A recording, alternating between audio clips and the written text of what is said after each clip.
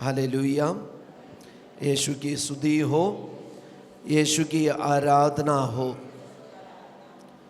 बोए गए वचन के प्रति कैसे रहना और कैसे रेस्पोंड करना, इसके बारे में यीशु आज का सुसमाचार में हम सबको बता रहे। ये सच है, वचन बोया गया है तो ये वचन हम सबके अंदर है, हमारी बुद्धि में है, दिमाग में है, हमारे दिल में है, हमारे मन में है, हमारे सोच में है, हमारे जानकारी में है। तो वचन ऑलरेडी बोया गया है। अभी बोए गए वचन के प्रति हम जैसे रेस्पोंड करेंगे, विश्वस्त रहेंगे, ध्यान रखेंगे, उसी प्रकार वचन हमारे अंदर बढ़ेंगे, फल प्रदान करेंगे। तो बोए गए हर एक वचन हमारे जीवन में फल देना है, तो उसके लिए हम रेस्पोंड करना है, उसके प्रति हम ध्यान रखना है, उनको हम संभालना है। ये काम हमारा है। हालेलुया। अभी खेती का समय है, हम सबको पता है। फादर अभी गांव के कई अंकल लोगों से बातें कर रहे थे, तो मैंने पूछा कि खेती खत्म हो गया, रोपा सब लग गया? तो वे बोले कि पानी के कमी के कारण अभी तक रोपाई नहीं हुआ है।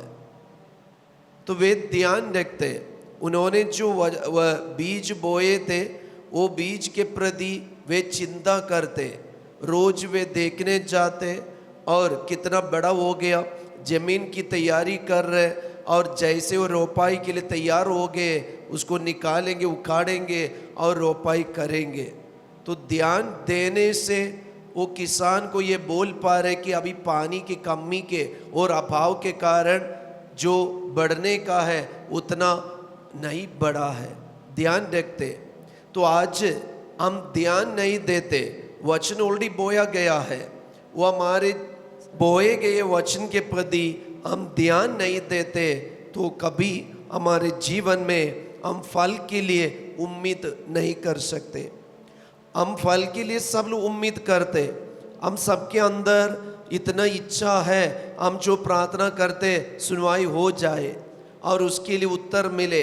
हम सब लोग चाहते हैं अच्छी जिंदगी बिताए, हम सब लोग चाहते हैं उन्नति प्राप्त करें। तो ये सब कुछ के लिए ईश्वर ने हमारे लिए वचन दिया है, ये वचन ऑलरेडी बोया गया है।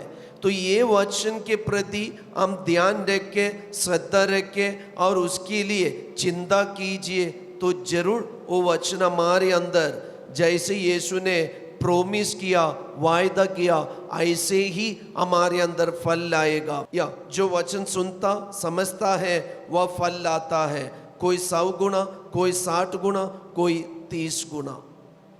कम से कम 30 गुना फल हम दे नहीं पा रहे, तो हमारे अंदर का वचन के प्रति हम क्या करते हैं और कितना विश्वस्त रहते हैं, कितना चिंता हम करते हैं। हम बहुत सारी चिंता करते हैं। अभी यीशु और एक बात हमारे मन में रख रहे, शैतान के बारे में। शैतान के बारे में सही ज्ञान होना जरूरी है, सही जानकारी होना जरूरी है, नहीं तो शैतान को भी दुख लगेगा, इसलिए सोचना जरूरी है। यीशु ने कहा दृष्टांत में, यीशु ने कह दिया कि यदि कोई राज्य का वचन सुनता और लेकिन समझता नहीं, तब जो उसके मन में बोया गया था उसे शैतान आकर ले जाता है। तो कौन आकर ले जाता है?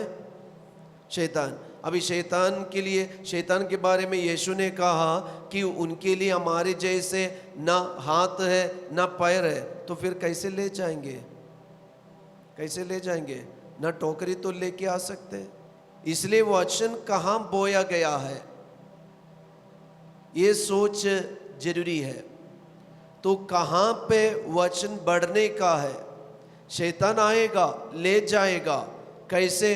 हमारे जीवन में शायद कोई परेशानी आने से हम वचन को ध्यान नहीं देते, लेकिन नेगेटिव को या परेशानी को ध्यान दे रहे, तो बोया गया वचन